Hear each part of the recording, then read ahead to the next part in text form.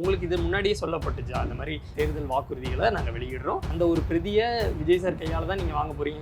முன்னாடி விஜய் சார் கையால் அதெல்லாம் எனக்கு சத்தியமாக தெரியாது. நான் நினச்சிட்டேன்னா அப்படி வச்சு கொடுப்பாரு, நம்ம எப்படி வாங்கிட்டு உடனே போயிடணும் போல. வரிசையில் வந்து வாங்குவாங்க அந்த மாதிரி நினச்சிட்டேன். அந்த மாதிரி கூப்பிட போகிறாங்க. நீங்கள் அவர்கிட்ட ஒரு 2-3 வார்த்தைகள் நீங்கள் பேசுறீங்க, அவரும் அதை கேட்டுட்டு 2-3 வார்த்தைகள் சொல்கிறாரு. என்ன சொன்னீங்க அவர்கிட்ட? அவர் என்ன பதில் சொன்னார்? ரீட் பண்ணி பார்த்தீங்களா என்னென்ன மாதிரியான வாக்குறுதிகள் திருநெல் சமுதாயத்துக்கு கொடுத்துருக்காங்கிற ரீட் பண்ணீங்களா? அது எத்தனை பாயிண்ட்ஸ் இருந்துச்சு? 3 பாயிண்ட்ஸ் இருந்துச்சு. ஸோ இடஒதுக்கீடாக இருக்கட்டும், சமமான இடஒதுக்கீடு கொடுக்கணும்னு எழுதப்பட்டிருந்துச்சு. அப்புறம் வந்து ஓய்வூதியம் பெறப்பட்டது எழுதிருந்துச்சு. அடுத்த திருநங்கைகளுக்கு கண்டிப்பாக வந்து வேலை வாய்ப்புகள் தருவோம். வந்து ஒரு கட்சியினுடைய ஆட்சியினால மட்டுமே எங்களுடைய சமூகத்துக்கு ஒரு விடிவு காலம் பிறந்துடும்.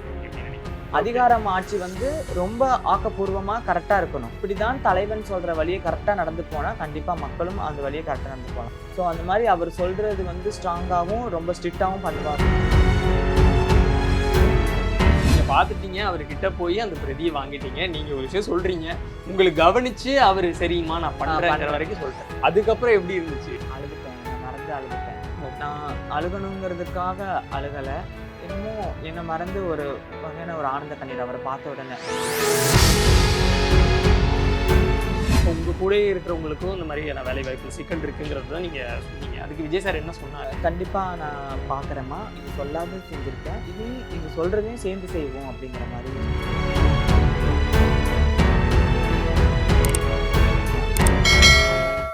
வணக்கம். வணக்கம். எப்படி இருக்கீங்க? நல்லா இருக்கேன். தாவேக்காவுடைய மேடையில் தாவேக்காவோட தேர்தல் வாக்குறுதிகளுக்கான அந்த பிரதிகளை பெற்றுக்கிறீங்க. எப்படி அந்த வாய்ப்பு வந்து கிடைச்சது? நான் இதை கண்டிப்பாக எதிர்பார்க்கவே இல்லைன்னு தான் சொல்லணும். ஏன் அப்படின்னா, இங்கே வந்து 1000 விளக்கு தொகுதியை வந்து ஜேசிடி பிரபாகர் வந்து நிற்கிறாரு இந்த தொகுதியில். ஸோ அப்போ அவர் வரும்போது மலர் தூவி நான் பொன்னாடையெல்லாம் போற்றி வந்து அவரை வந்து என்கரேஜ் பண்ணிட்டு இருந்தேன் அந்த டைமில். ஓகேன்னு சொல்லிட்டு நாங்கள் வந்துட்டு பொன்னாடையெல்லாம் போத்திட்டு இருந்தோம். அப்போ சொன்னார், உங்களுடைய சமுதாயத்திற்கும் என்ன வேணுங்கிறத நீங்கள் எங்ககிட்ட சொல்லுங்கள், அதையும் நாங்கள் கண்டிப்பாக வந்து நாங்கள் எடுத்து பண்ணுவோம் அப்படின்னு சொன்னார். நன்றின்னு சொன்னேன். சரி, எப்போமா இருந்தாலும் நீங்கள் வந்து எனக்கு கூப்பிடுங்க ஐயா, நான் உங்களால் முயன்ற உதவி எங்களோட திருநெல் சமுதாயத்துக்கும் கொடுங்க அப்படின்னு சொன்னோம். ஓகேன்னு சொன்னார். அதில் நடந்து ஒரு 1 வீக் அப்புறம் வந்து திடீர்னு மறுபடியும் வந்து என்னோடய வீட்டில் வந்து வாசல் வந்து ஒருத்தவங்க டோக் பண்ண மாதிரி இருந்துச்சு. கதை தட்டினோன்னு வெளில போனேன்.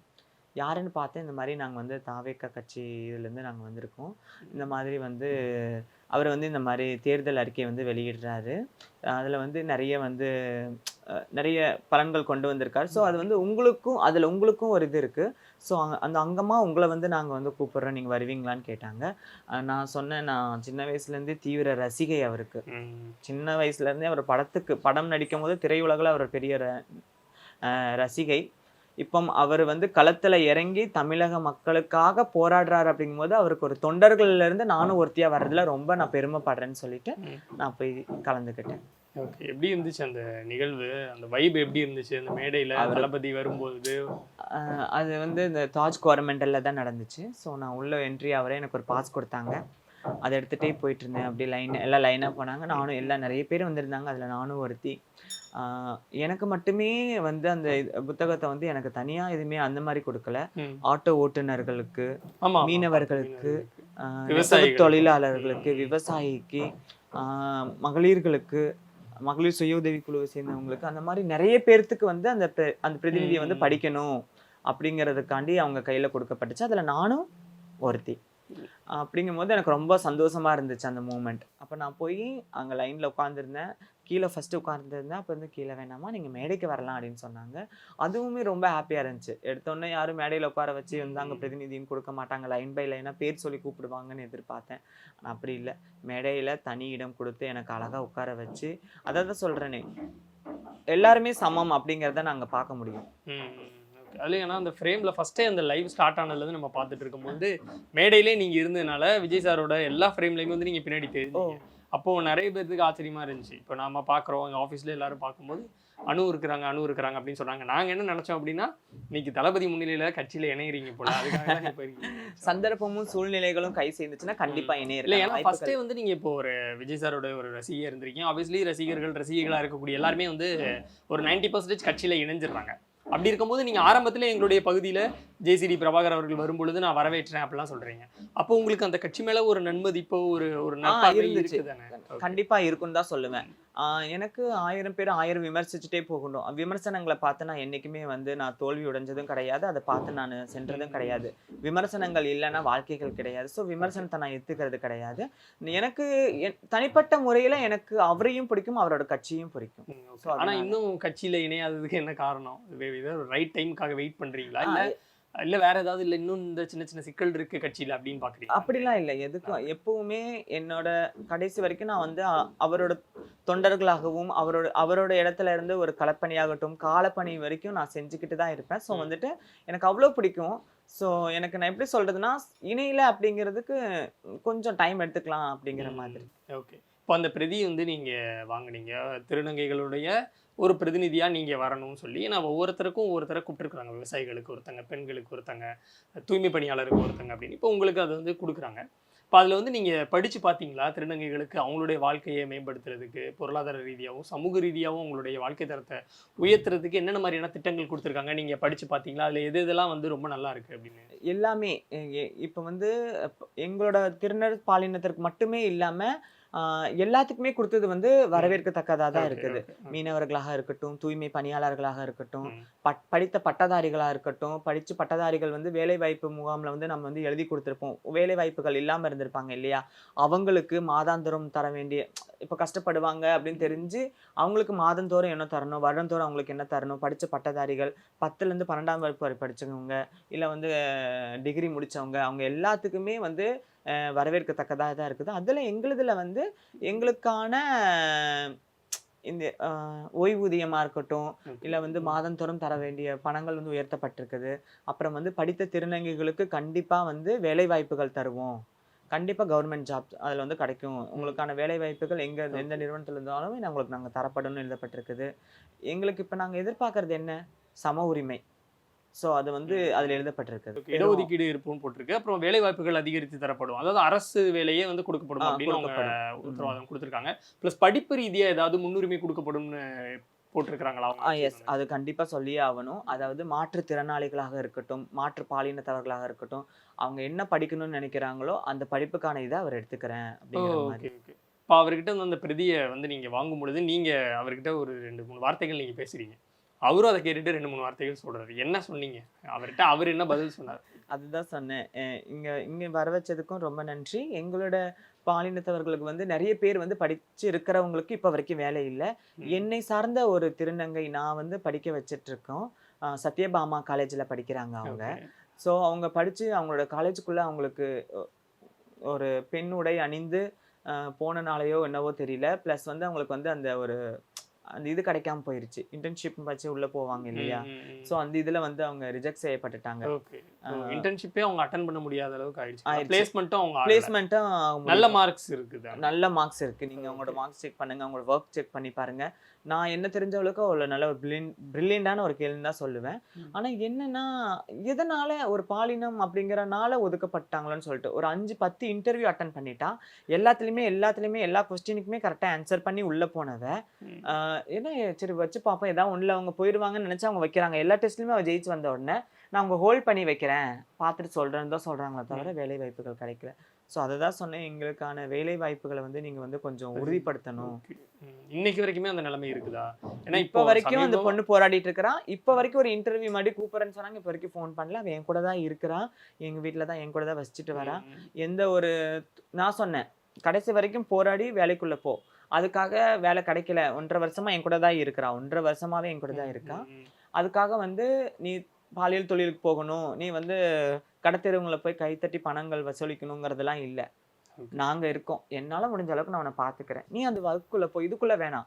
இவ்வளவு பெரிய சத்யபாமா காலேஜுங்கிறது ஒரு பெரிய காலேஜ். அதுல படிச்சுட்டு நீ வந்து வேலை இல்லைங்கிறதுக்காண்டி இப்படி எங்களை இப்ப அவளுக்கும் வயிறு இருக்கும், அவளுக்கும் ஒரு குடும்பம் இருக்கும். எத்தனை நாள் வேற ஒரு பாதையை சூஸ் பண்ணிடாத, நான் பாத்துக்கிறேன்னு சொல்லி இப்ப வரைக்கும் நான் தான் பாத்துக்கிட்டு இருக்கேன். இப்போ ஆனா நான் பார்த்த வரைக்கும் சமீபமா ஒரு 10 வருஷமாவே வந்து நிறைய பேர் வாய்ஸ் அவுட் பண்றாங்க திருநங்கைகளுக்கு. இந்த மாதிரி அவங்களும் சமூகத்துல முன்னேறணும், வேலை வாய்ப்பு கொடுங்க, சமமா ட்ரீட் பண்ணுங்க அப்படின்னு. அது நிறைய ஒரு கேம்பெயினாவே சமூக வலைதளங்கள்லையும் களத்துலையும் நடந்ததா நான் பார்க்குறேன். ஆனால் இன்றைக்கும் 2026லையும் ஒரு நல்ல ஒரு ரெப்யூட்டட் காலேஜில் படித்து நல்ல மார்க்ஸ் வாங்கினவங்களுக்கும் இன்றைக்கும் வேலை கிடைக்கல அப்படிங்கிறது உண்மையிலே ஷாக்கிங்கா இருக்கு. இது ஒரு சிலருக்கு மட்டும் தான் இப்படி நடக்குதுங்கிறீங்களா? இல்ல பெரும்பான்மையாவே வந்து வேலையே கிடைக்கிறது இல்லையா? பெரும்பான்மையாங்கிறத நான் எனக்கு தெரியல. ஓகே. என்னை என் சமூகத்தை சேர்ந்த திருநங்கை சமுதாயத்துல ஒர்க் பண்றாங்க ஐடில. அவங்க கிட்டலாம் கூட நான் ஹெல்ப்லாம் கேட்டேன். ம், ஃபோன் ம். அடிச்சு. ஒரு 5, 6 பேத்துக்கிட்ட ஃபோன் அடிச்சிருப்பேன். அவங்க எல்லாத்துக்குமே தெரியும். ஃபோன் அடிச்சு நான் விசாரிக்கிறேன். இந்த மாரி என்கிட்ட இந்த மாரி ஒரு திருநங்கை இருக்காங்க. அவங்கள எப்படியாவது வந்து ஒரு இதுக்குள்ள உள்ள அனுப்பிருங்க. அவங்க படிச்சு ஒரு நல்ல வேலையில போய் உட்கார்ந்துரட்டும்னு. அவங்க என்ன சொல்றாங்கன்னா, "அனுப்புங்க நாங்க பேசுறோன்றாங்க." நான் அவங்கள அனுப்பி வைக்கிறேன். அவங்க பேசுறாங்க. "நீ காலேஜ் வழியாவே உள்ள போயிருக்கலாமே. நீ ஏன் இப்படி வர? இப்படி வர்றது ரொம்ப கஷ்டம். நீ காலேஜ் வழியா உள்ள போயிருக்கலாம்ல. நீ ஏன் அத விட்டன்னு" சொல்லி ம். அவள ரீமார்க் தான் பண்றாங்களோ தவிர, அவளுக்கு அதுக்கான இதுவரைக்கும் இப்ப யாருமே ஆக்ஷன் எடுக்கல. இப்ப இருக்கக்கூடிய அரசா இருக்கட்டும், இதுக்கு முன்னாடி இருந்த அரசா இருக்கட்டும், இப்ப நெறைய ஸ்கீம்ஸ் வந்து ஒவ்வொரு அரசும் ஒவ்வொரு முறை ஆட்சிக்கு வரும்பொழுதும் சரி, முன்னாடியும் சரி, இப்போ தாவேகா வந்து இந்த மாதிரியான விஷயங்கள் சொல்லியிருக்கிறாங்கன்னு நீங்க சொல்றீங்க. ஒரு தேர்தல் வாக்குறுதி குடுக்குறாங்க. குடுக்கும்பொழுது அதுல வந்து திருநங்கை சமுதாயத்துக்கு என்னென்ன பண்ணுவோம் நாங்க, வேலைவாய்ப்பு, சமூக ரீதியா, பொருளாதார ரீதியா பண்ணுவோம்னு சொல்றாங்க அப்படின்னு சொன்னீங்க. இப்ப இருக்கக்கூடிய அரசு அந்த மாதிரி எதுவுமே சொல்லல. ஏன்னா நம்ம பார்த்த வரைக்கும் செய்திகள்ல அரசியல்வாதிகள் முக்கியமா அவங்களுடைய சமூகத்தை சேர்ந்தவங்களுக்கு நாங்க கண்டிப்பா அவங்களுடைய வாழ்க்கையை மேம்படுத்துறதுக்கு திட்டங்கள் கொண்டு வரோம் அப்படின்னு தான் சொல்றாங்க. ம். பட் இதுவரைக்கும் எந்த திட்டமும் எந்த அரசும் கொண்டு வரலையா? ம். கொண்டு வந்திருக்கும். அது எங்களுக்கு அது வந்து பலன் அடைஞ்சுச்சான்னு கேட்டா பலன் அடையலன்னு சொல்லலாம். ஓகே. எதனால அப்படி பலன் அடையாம போகுது? இப்ப ஏதோ ஒரு திட்டம் கொண்டு வராங்கன்னா, அதுல படிப்புல ஏதாவது ஒரு ஊக்கத்தொகை குடுக்கிறதா இருக்கட்டும், வேலைவாய்ப்புல முன்னுரிமை குடுக்கிறதா இருக்கலாம். அது அந்த கொண்டு மாரிலாம் வந்து ஏன் அது பிராக்டிகலா பாசிபிள் ஆக மாட்டேங்குதுன்னு கேட்கிறேன். அதெல்லாம் எங்களுக்கு கொண்டு வந்த மாதிரி எங்களுக்கு தெரியல. தெரிஞ்சிருந்தா ஓகே. இன்னைக்கு இவ சேர்ந்திருக்கலாம் இல்லையா? இது மூலமாவது. பட் இப்ப இதுவரைக்கும் நடக்காதது இப்போ தாவேகா சார்புல இருந்து இப்படி சொல்லியிருக்கிறாங்க. நாளைக்கு தாவேகா ஆட்சிக்கு வரும் பட்சத்தில், அது கண்டிப்பா திருநங்கை சமூகத்துக்கு வந்து ஒரு முன்னேற்றத்துக்கு வழிவகுக்கும்னு நீங்க உறுதியா நான் நம்புறீங்களா? நான் உறுதியா நம்புறேன். ஓகே. மாற்றம் அவங்க ஒன்றே மாறாதது அப்படிங்கிற ம். மாதிரி ஒரு மாற்றத்த கொண்டு வரலாம் அப்படிங்கிறது நான் நினைக்கிறேன். சரி, ஓகே. இப்போ பிளஸ் இப்போ உங்களுக்கான வேலைவாய்ப்பு எல்லாமே அவங்க வந்து ஒரு ஸ்கீம் கொண்டு வராங்க அப்படின்னா, அது மட்டுமே அந்த பிராக்டிகல்ல அது கொண்டு வந்துர முடியுமா? மக்களுடைய மனநிலையும் மாறணும் தானே! ஸோ ம். எப்படி வந்து ஒரு கட்சியினுடைய ஆட்சியினால மட்டுமே எங்களுடைய சமூகத்துக்கு ஒரு விடிவு காலம் பொறந்துரும்னு நீங்க எப்படி நினைக்கிறீங்க? கண்டிப்பா நான் அப்படி சொல்ல வரல. இந்த கட்சி வந்தனால எங்களுது மாறும்னு சொல்ல வரல. ஓகே. ஆ அதாவது சொல்லட்டுங்களா? இப்ப வந்து நம்ம மாறணும்னா, மேல இருக்கிற ஒரு அதிகாரம் மாறுனுச்சுன்னா தான் அடுத்து நாங்க மாற முடியும். ம். ஓகே. அதிகாரம் ஆட்சி வந்து ரொம்ப ஆக்கப்பூர்வமா கரெக்ட்டா இருக்கணும். இப்படிதான் தலைவன் சொல்ற வழிய கரெக்ட்டா நடந்து போனா, கண்டிப்பா மக்களும் அந்த வழிய கரெக்ட்டா நடந்து போலாம். சோ அந்த மாரி அவர் சொல்றது வந்து ஸ்ட்ராங்காவும், ரொம்ப ஸ்ட்ரிக்ட்டாவும் பண்ணுவாரோ! அப்படிங்கிற மாதிரி எனக்கு தோணுது. ம். ஓகே. வாய் வார்த்தையில "ஏய் நான் அடிச்சிருவேன்னு" சொல்றத விட, அடிச்சா தான் திருந்துவாங்கன்னு சொல்லும்போது, ம். ம். அப்படி இருக்கும் இல்லையா? அந்த மாதிரி. ஓகே. பிளஸ் இப்போ உங்க கூடயே இருக்கிறவங்களுக்கும் இந்த மாதிரியான வேலைவாய்ப்புல சிக்கல் இருக்குங்கிறது தான் நீங்க சொன்னீங்க. அதுக்கு விஜய் சார் என்ன சொன்னாரு? கண்டிப்பா நான் பார்க்குறேம்மா. அதுக்கான உங்க நான் இப்ப வெறும் நீங்க சொல்லாதது செஞ்சிருக்கேன். இனி நீங்க சொல்றதையும் சேர்ந்து செய்வோம் அப்படிங்கிற மாரி சொல்லியிருந்தேன். சொல்லிடுறேன். ஓகே. சொல்லாமலே இவ்வளோ செஞ்சிருக்கேன். அப்ப நான் இனிமேல் ஆட்சியில வந்துட்டா என்ன மாரி செய்றேன்னு பாருங்க, அந்த மாரி சொல்லியிருந்தேன். இப்ப நீங்க வந்து நம்ம கலந்துக்கலாம்னு சொல்லிட்டு போனீங்க. ஆனா உங்களுக்கு இது முன்னாடியே சொல்லப்பட்டுச்சா? அந்த மாரி தேர்தல் வாக்குறுதிகள நாங்க வெளியிடுறோம். அதுல அந்த அந்த ஒரு பிரதிய விஜய் சார் கையால தான் நீங்க வாங்க போறீங்கங்கிறதெல்லாம் அப்படி முன்னாடி விஜய் சார் கையால அதெல்லாம் எனக்கு சத்தியமா தெரியாது. ஓகே. குடுக்குறாங்க 1000 விளக்கு தொகுதி சேர்ந்தவர் வராரு. வாங்க ம். நீங்களும் வந்து வாங்கிக்கோங்கன்னு தான் சொன்னாங்க. ஓகே. அதுக்கப்புறம் அங்க உட்கார்ந்த பிறகு ஐடி கார்டு அதெல்லாம் வாங்கி ஃபோன் எல்லாம் வாங்கும்போது கொஞ்சம் டவுட் பட்டேன். சரி என்னமோ நடக்க போகுது போல இருக்குது அப்படின்னு சொல்லிட்டு அப்புறம் உள்ள போக அப்புறம் பார்த்தா இல்ல விஜய் சார் கையில தான் நீங்க வாங்க போறீங்க அப்படின்னு சொன்னாங்க. நிஜமா சொல்றீங்களா? விஜய் சார் வந்துருவாரான்னு கேட்டேன். தூரத்துல இருந்து நான் என்ன நினைச்சிட்டேன்னா அப்படி வச்சு கொடுப்பாரு, நம்ம அப்படியே வாங்கிட்டு உடனே போயிடணும் போல அப்படின்னு ஓகே, ஓகே. சொன்னேன். இந்த வரிசையில வந்து வாங்குவாங்கல்ல அந்த மாரி அந்த நினைச்சிட்டீங்க. மாதிரி கூப்பிட போறாங்கன்னு. அவர் பின்னாடி உட்கார வைப்பாங்கன்னு நான் நினைக்கவே இல்லை. அன்எக்ஸ்பெக்டட் ம். மூமெண்ட் ஆக்சுவலா. அவர் இப்படின்னா நான் இப்படி திடீர்னு மேடைக்கு கூப்பிடுறாங்க. ஆ. சின்ன நீங்க வயசுல போயிட்டீங்க. இருந்தே திரை படத்துல பார்த்துட்டோம். அவரு பிரச்சாரம் பண்றது கூட நான் ஒரு நாள் கூட நான் நேர்ல போய் பார்த்ததில்ல. நான் ம். ஆசைப்பட்டேன். இவ்ளோ கூட்ட நெரிசலாவும் இருக்குது. ஓகே. சோ நம்ம எப்படி போறது? அப்படின்னு சொல்லி லைவ்ல டிவில பார்த்தேன். அவர் இந்த டி நகர் சுத்தி அப்படியே சுத்தி போறதெல்லாம் பார்த்துட்டு இருந்தேன். ச்சே! நம்மளால நேர்ல பார்க்க முடியலையே. கடவுளோட அனுகிரகம் கண்டிப்பா இருந்துச்சுன்னா, ஒரு நாள் நம்மள கூட்டு போய் பக்கத்துல நிறுத்துவாருன்னு எங்க ஆளுங்கிட்டலாம் சொல்லிட்டு சும்மா உட்கார்ந்திருந்தேன். அடுத்த நாள் வந்து என்ன கூப்பிடுறாங்க, வாங்க அப்படின்னு சொல்லிட்டு ரொம்ப ஹாப்பியா இருந்துச்சு. எவ்வளவு நேரம் மேடையில உட்கார்ந்திருந்தீங்க? அப்போ அந்த உட்கார்ந்திருக்கிற டைம் எப்படி இருந்துச்சுன்னா, ராஜ்மோகன் சார் பேசுறாரு. தாவேகாவோட முக்கிய நிர்வாகிகள் எல்லாரும் உட்கார்ந்திருக்காங்க. விஜய் சார் ஃபர்ஸ்ட் ரோல உட்கார்ந்துட்டு இருக்காரு. கீழ உட்காரணும்னு நினைச்சிட்டு இருந்தவங்கள திடீர்னு மேடைக்கு கூப்பிடுறாங்க. ம். நீங்க மேடைக்கு போய் விஜய் சார் பின்னாடியே, அதாவது விஜய் சாருக்கு வச்ச ஃப்ரேம்ல நல்லா நான் தெரியிற மாரி நீங்க என்ன நிக்கிறீங்க. அப்படிதான் உட்கார வச்சுட்டாங்க. லைன் பை ம். லைன்ல. அனு நீங்க இங்க உட்காருங்கன்னாங்க. சேர்த்தாங்க ஓகே. அப்படியே. எவ்வளவு நேரம் மேடையில உட்கார்ந்திருந்தீங்க? நான் 1:30 மணிக்கு இங்க போனேன். ஒரு ஒரு 2, 3 ஹவர்ஸ் உட்கார்ந்திருப்பேன். அந்த அந்த டைம்லாம் எப்படி இருந்துச்சு? எப்போ கூப்பிடுவாங்கன்னு கொஞ்சம் ஒரு மாரி பக்குன்னு ஷிவரிங்கா அப்படி இருந்துச்சா? அந்த மாதிரிலாம் இல்ல. ஓகே. பார்க்கணும்னு நினைச்சேன், ம். பார்த்தேன். அழுதுட்டேன். என்ன மறந்து அழுதுட்டேன். ஓகே. நான் அழுகணுங்கிறதுக்காக அழுகல. என்னமோ என்ன மறந்து ஒரு வகையான ஒரு ஆனந்த கண்ணீர் அவரை பார்த்த உடனே. ம். ரொம்ப நாளா பார்த்த ஒரு மாமனிதரை வந்து நான் நேர்ல நான் பார்க்க போறேன், அவர் கையால நான் அவார்டு வாங்க போறேன் அப்படிங்கிறத வந்து அது என்னால அது கனவா நினைவாங்கிறது எனக்கு தெரியல. மத்தவங்களுக்கு அது எப்படியா வேணா இருந்துட்டு போலாம். அது எனக்கு ஒரு கனவுன்னு தான் சொல்லுவேன். என்னை சார்ந்தவர்களுக்கு அது ஒரு கனவா இருக்கலாம். என் கனவு வந்து மேம்பட போகுதுங்கும்போது அது எனக்கு எவ்வளவு பெரிய என்ன சொல்றது, ஒரு 1000 நட்சத்திரங்கள் வந்து பூ போட்டு என்ன வர்ணிக்கிற மாதிரி இருக்கு. ஆனா ரொம்ப பயமா அந்த மாதிரிலாம் இல்ல, நர்வஸாலாம் இல்லையா? இல்லையே, ரொம்ப அப்ப ரொம்ப எக்ஸைட்டடா இருந்தீங்க. அவரை பார்க்கணுங்கிற அந்த துடிப்பு மட்டும் தான் இருந்துச்சே தவிர பயம் அதெல்லாம் இல்ல. இப்ப சாமியை பார்க்க போறோம், பக்தி மட்டும்தான் இருக்கும், பயம் இருக்காது இல்லையா? அந்த மாதிரி. இப்போ நம்மளோட ஃப்ரெண்ட்ஸ், நம்மளோட ஃபேமிலி மெம்பர்ஸ் எல்லாம் வந்து பார்த்துருப்பாங்க விஜய் சார். இப்போ அந்த தேர்தல் பரப்புரை வரனால நிறைய பேர் பார்க்குறாங்க. இப்போ என்கிட்ட எனக்கு தெரிஞ்சவங்க பார்க்கவும் சொன்னோன்னே, பார்த்ததுக்கப்புறம் கொஞ்ச நேரம் வந்து தரையிலேயே கால் இல்லை, அப்படியே குதிச்சுக்கிட்டே இருக்கிறேன், பார்த்துட்டேன் அப்படின்னு. அதே மாதிரி நீங்கள் பார்த்துட்டீங்க, அவர்கிட்ட போய் அந்த பிரதியை வாங்கிட்டீங்க. நீங்கள் ஒரு விஷயம் சொல்கிறீங்க, உங்களுக்கு கவனிச்சு அவர் சரிம்மா நான் பண்ணுறேங்கிற வரைக்கும் சொல்லிட்டேன். அதுக்கப்புறம் எப்படி இருந்துச்சு? அது எல்லாமே ரொம்ப ஹாப்பியாக இருந்துச்சு. நான் வந்துட்டு அதான் சொல்கிறேனே, எதையுமே நான் வந்து எக்ஸ்பெக்ட் பண்ணவே இல்லை. நம்ம ஒண்ணு நினைச்சோம்னா அது யூனிவர்ஸ் கண்டிப்பா நடத்தும்னு சொல்லுவாங்க. அது எனக்கு நிறையவே நடத்தி இருக்குது என் வாழ்நாள்ல. உங்களுக்கு அடுத்த நாளே வேற நாளைக்கு நடக்குதுங்கும் போது அதை வந்து நான் கும்பிடுற கடவுள் தான் அப்படின்னு சொல்லுவேன். நீங்க அது ஆனா ரீட் பண்ணி பாத்தீங்களா? என்னென்ன மாதிரியான வாக்குறுதிகள் திருநர் சமுதாயத்துக்கு அவங்க கொடுத்திருக்காங்கங்கற ரீட் பண்ணீங்களா? அது எத்தனை பாயிண்ட்ஸ் இருந்துச்சு? ஒரு 3 பாயிண்ட்ஸ் இருந்துச்சு. 3 பாயிண்ட்மே வரவேற்கத்தக்க. வேலை வாய்ப்புகளோட இது. சோ இடஒதுக்கீடா இருக்கட்டும், சமமான இடஒதுக்கீடு கொடுக்கணும்னு எழுதப்பட்டிருந்துச்சு. அப்புறம் வந்து ஓய்வூதியம் பெறப்பட்டது எழுதிருந்துச்சு. நலன் கருதி மாதம் 3000 அப்படின்னு சொல்லிட்டு. ஓகே அந்த மாதிரி. சோ அதெல்லாம் வந்து வரவேற்கத்தக்கதா தான் இருந்துச்சு. ஓகே, இப்போ அந்த மாதிரி வந்து இப்போ படிப்புலையும் வேலை வாய்ப்புலையும், அதாவது அரசு வேலையில அரசு பள்ளியிலயோ கல்லூரியிலயோ படிக்கிறோம்னா அந்த படிப்புலையும் வேலை வாய்ப்புலையும் இடஒதுக்கீடு இருக்கிற மாதிரி இருக்கிறதுலயே வந்து நேஷனல் அளவை விட அதிகம் நல்ல ஒரு கல்வி தரத்தை கொண்டு வருவோம். அதுல வந்து மாற்றுத்திறனாளிகளும் இருப்பாங்க, திருநங்கைகளுமே படிக்கலாம். அப்போ படிப்புல வந்து மேம்பட்டு போறதுக்கு அந்த ஒரு வாய்ப்பை அந்த கட்சி ஆட்சிக்கு தான் ஏற்படுத்தி அடிப்படை தேவை அப்படிங்கன்னா நம்மளுக்கு அது கல்விதான். கல்வியே எங்களுக்கு எல்லாத்துக்குமே ஈக்குவலா தரேன்னு சொல்லி அதுல எழுதப்பட்டிருக்குது. இன்னைக்கு நாங்க போயிட்டு நான் தெருவுல நிக்கிறேன், நான் ஒரு பாலியல் தொழில் செய்யறேன், நான் போய் கடை கேட்கிறேன் அப்படின்னா அதுக்கு காரணம் சமுதாயமும் என் குடும்பமும் தான். வேற யாருமே கிடையாது. சமுதாயமும் குடும்பம் தான். ஸோ அவங்க வந்து கரெக்டா இருந்தா நாங்க திருந்தி என்னோட ஃபீலிங்கை நீங்க புரிஞ்சிருந்தீங்க அப்படின்னா நாங்க இன்னைக்கு தெருக்களுக்கும் கடை தெருவுகளுக்கும் எங்களை படிக்க அந்த எங்களோட ஃபீலிங்கை புரிஞ்சுக்காம நீங்க அடிச்சு உதச்சனால தான் நாங்க வீட்டை விட்டு ஓடி வந்து நாங்க வந்து வேற இடத்துக்கு வந்து இந்த இடத்துக்கு வந்து மாட்டி இப்படிப்பட்டு சின்ன பணம் பண்ணி கடைசியில இங்க வந்து இங்க உட்கார வேண்டியதா இருக்கு. அப்போ விருப்பப்பட்டு அந்த தொழிலுக்கு போறது இல்ல, கொஞ்சோண்டு நேரத்துல கொஞ்சம் காசு அதிகமா சம்பாதிச்சிடலாங்கிறதுக்காக எல்லாம் போறது இல்லைங்கிறத உறுதியா நீங்க சொல்றீங்க. எந்த ஒரு திருநங்கையுமே அதனால போறது இல்லை, அதுக்காக போறது கிடையாது. யாருமே வந்து நம்ம பணம் ஈட்டணும், எங்களுக்கு வந்து நாங்க வந்து இப்படி போகணுங்கிறதுக்காக யாருமே போகல.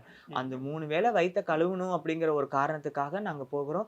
எங்களை நம்பி எங்களுடைய முதிய திருநங்கைகள் இருக்காங்க, இன்னும் எங்களுக்கு பின்னாடி வந்த திருநங்கைகள், அவங்களும் அம்மா அப்பா விட்டு வந்தவங்க தான். அவங்களுக்கு எங்க இருந்து சாப்பாடு போட முடியும்? அவங்களுக்கும் நாங்க பாத்துக்கணுங்கிற ஒரு எண்ணத்துக்காக நலன் கருதி தான் போறாங்களே தவிர யாருமே தன்னோட சுகத்துக்காகவும் தன்னை வருத்தி பணம் சம்பாதிக்கிறதுக்காக எவருமே போறது கிடையாது. இன்னும் நிறைய சில விஷயங்கள் ஆட் பண்ணலாம், அவங்களுக்கு வந்து ஆட் பண்ணலாம், என்னோட தரப்புல இருந்து சொல்லலாம் அப்படின்னா என்னென்ன இருக்கு? அதுதான் சொல்றேன். எங்களுக்கு வந்து இன்னும் எங்களுக்கு நிறைய மேம்படுத்தலாம். எங்களுக்கு இன்னும் நிறைய பேருக்கு வந்து சொந்த வீடுகள் இல்லாம இருக்கிறாங்க. சோ அவங்களுக்கான வீட்டு வசதி வாரியம் வந்து இன்னும் கொஞ்சம் பண்ணி தரலாம். கவர்மெண்ட் எடுத்து வீடு பண்ணி தரலாம். ஒவ்வொரு இடத்துலயுமே கவர்மெண்ட் ஜாப் எவ்வளவோ வேகன்சி இருக்குது. சோ அந்த இடத்துல எல்லாத்துலயுமே ஒவ்வொரு இடத்துலயும் திருநங்கைகளை நீங்க வந்து நியமிக்கலாம் அப்படிங்கிறது என்னோட வேண்டுகோள். படித்த திருநங்கைகள் கண்டிப்பா அவங்களுக்கான ஒரு நல்ல பொசிஷனுக்கு போயிருவாங்க. எங்களை மாதிரி படிக்காத திருநங்கைகளுக்கான ஒரு வேலை வாய்ப்புகள் கொடுத்தா ரொம்ப சந்தோஷமா இருக்கும். ஓகே, இதை வந்து இப்போ நீங்க இன்னும் அடுத்த ஸ்டெப்பா தவைக்கலை இந்த மாதிரியான வாக்குறுதிகளை டிசைன் பண்ற குழு கிட்ட உங்களால இதை வந்து பேச முடியும்னு நான் நம்புறேன். அடுத்த கட்டமா நீங்க அதை பேசினா அதை அவங்களும் பண்ணுவாங்கங்கிற நம்பிக்கையும் கண்டிப்பா பண்ணுவாங்க. ஓகே, உங்களுடைய கோரிக்கைகள் வந்து கண்டிப்பா நிறைவு பெறட்டும், அதுக்கு வாழ்த்துக்கள். உங்களை அடுத்தடுத்த லைஃப்ல நீங்க என்னென்ன பண்ண போறீங்களோ அது எல்லாமே வந்து நல்லபடியா முடியும். எங்களுடைய வாழ்த்துக்கள். ரொம்ப நன்றி.